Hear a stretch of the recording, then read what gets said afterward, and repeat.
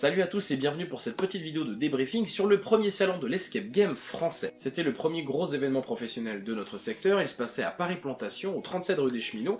On était 400 personnes pour cette première édition, et le but c'était de rassembler des professionnels du métier, donc des concepteurs d'escape game, des gérants et évidemment des game masters. Le programme de la journée commençait à midi pour finir à 22 h et se terminait par la cérémonie des Escape Game Awards, dont je vous mets le lien juste en dessous. On va faire un petit bilan tranquille des points qui ont bien marché et de ce qui peut être amélioré pour les prochaines années.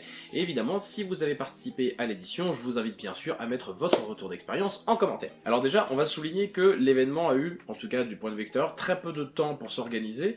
Faut savoir qu'on a eu les premières annonces à peine un mois à peu près, un mois et demi avant l'événement lui-même, ce qui est extrêmement court comme temps d'annonce pour les participants, sachant qu'il y avait donc déjà quelques exposants qui étaient prévus, mais il y a eu des appels pour les volontaires, donc ça a dû se faire un peu dans la précipitation pour les derniers participants, mais visiblement vu que tout le monde était prêt le jour J, bon, ça a dû être la course, mais ça s'est fait quand même. Donc voilà, vraiment bravo à eux pour avoir tenu les délais. A noter d'ailleurs que l'événement s'est tenu à guichet complet, donc là je vous disais tout à l'heure qu'on était 400 personnes, ce qui déjà pour une première est très bien, hein, de démarrer sur les chapeaux de roue à guichet complet, c'est déjà une très très bonne nouvelle, c'est vraiment une preuve que le métier avait besoin de ça, hein, d'un événement comme ça, et qu'il l'attendait, donc déjà pour ma part je suis très content que l'événement ait marché, ça veut dire qu'il y a quand même un public, qu'il y a une demande hein, effectivement qui est là, donc c'est une très bonne chose, j'attends de voir s'il y en aura une autre l'année prochaine, en tout cas j'espère, on verra déjà. Il a fait super beau pendant cet événement, on a eu pas mal de chance de ce côté-là, donc il y a eu vraiment un plein soleil, ce qui fait qu'on a pu rester tranquillement à l'extérieur sur la terrasse pour discuter. Ça a été l'occasion pour moi et pour plein d'autres de se rencontrer, de tisser du lien, d'échanger des cartes, de faire des nouveaux contacts, donc bref, d'étendre le réseau. Il y avait donc des exposants dans le bâtiment principal qui montraient donc leur stand avec des photos, des objets, des accessoires.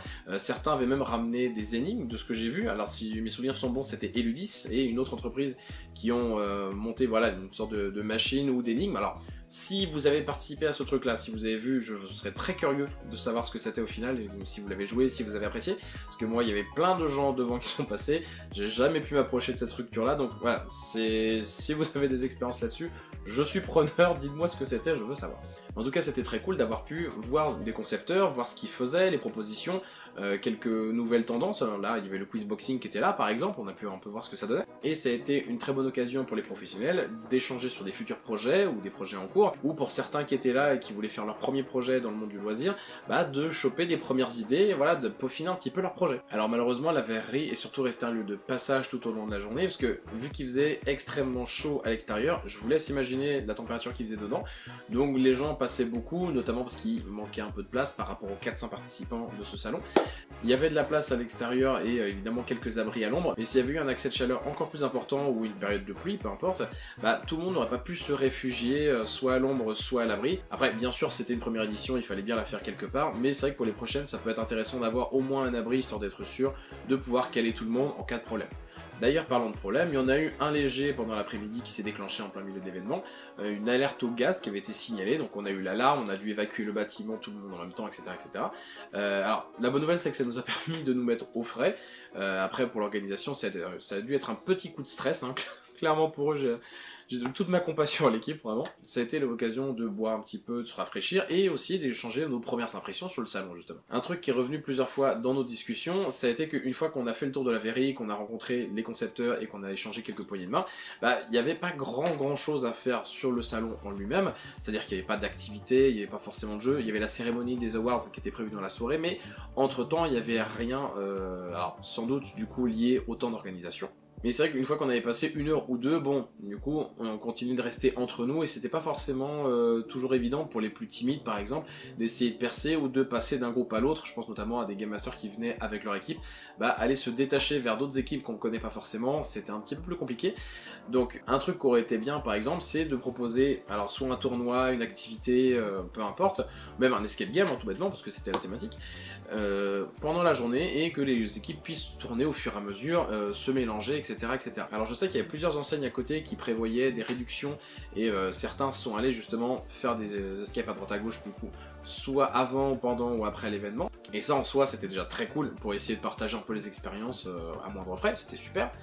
Mais effectivement, sur le salon en lui-même, il manquait un petit peu quelque chose, et je pense que pour les prochaines éditions, ça peut être très sympa d'avoir une activité en fond que les gens peuvent venir faire n'importe quand, et voilà, pouvoir tourner et échanger justement sur ça. Ça crée beaucoup plus d'amitié, de liens, lorsqu'on peut partager une expérience ensemble avec des gens qu'on ne connaît pas, et encore une fois, de tisser du lien, créer son réseau, ce qui est aussi le but un peu de ce genre de salon. Donc vraiment un espace de jeu, une activité fédératrice aurait été un gros plus pour l'événement, à voir si ce sera inclus dans le programme à l'avenir. Un autre truc qui est revenu plusieurs fois et avec lequel je suis complètement d'accord, ce serait de trouver des invités à amener pour organiser sur des tables rondes ou en tout cas des discussions pour essayer de faire avancer un petit peu le métier. Alors ça peut être de toutes sortes, ça peut être des game designers, des architectes, des concepteurs de jeux, bien sûr, mais aussi des juristes par exemple. Voilà, il peut y avoir pas mal de choses pour échanger des idées, parler des derniers concepts qu'on a pu voir à l'étranger par exemple, ou mettre des sujets sur la table voilà, sur lesquels tout le monde n'est pas forcément d'accord pour essayer de trouver un consensus dans la profession. Il y a plein de choses à faire de ce côté-là, en plus de l'aspect réseautage, et ce serait extrêmement intéressant pour tout le monde de pouvoir justement échanger là-dessus, partager des connaissances avec des experts justement dans leur domaine. Là aussi, ça demanderait un espace supplémentaire, hein, donc effectivement, faut pouvoir l'organiser, faut avoir le temps d'inviter les gens, etc. etc.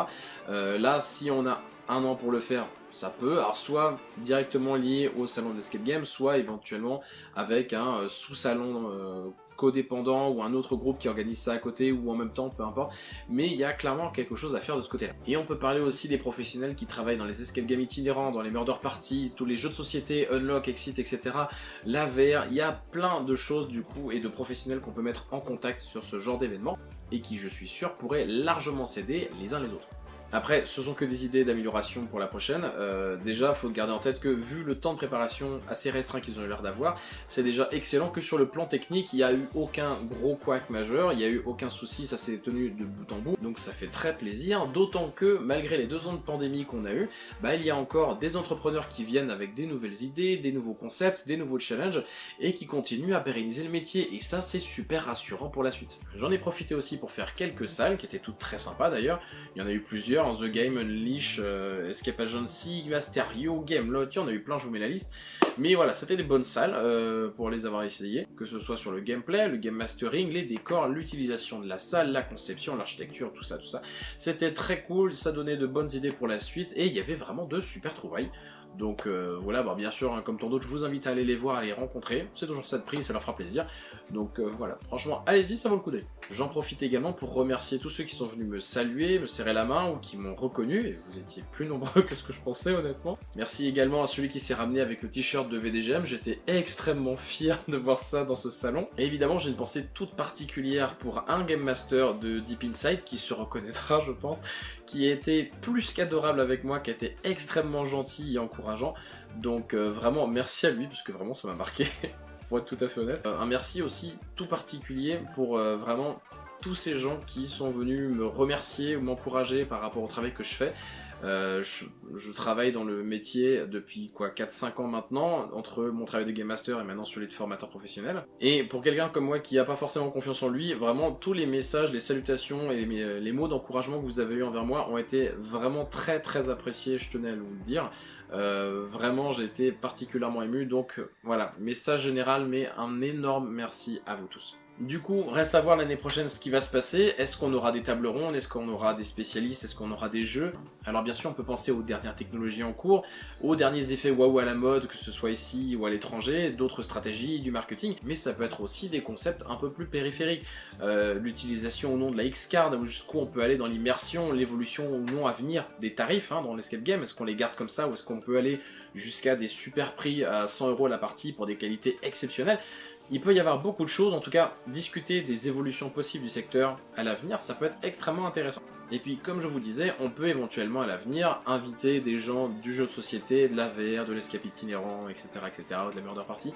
C'est des pistes, on verra ce qui se passera l'année prochaine, on a le temps de réfléchir d'ici là. Déjà, cette première édition s'est très bien passé dans l'ensemble, donc vraiment bravo à tout le monde, bravo aux organisateurs, merci à tous les participants qui sont venus, merci à vous tous. Donc évolution à suivre, en tout cas pour moi ça a été une super expérience, tant au niveau professionnel qu'au niveau des rencontres. Vraiment bravo à l'organisation qui nous a fait l'édition, qui a tenu la barre jusqu'au bout. Donc c'est encore une fois, c'était très courageux pour une première, donc vraiment bravo à tout le monde. Merci à tous ceux qui ont participé de près ou de loin à l'événement. Et puis on se retrouve peut-être l'année prochaine pour la 2e édition. D'ici là, prenez soin de vous et bonne partie.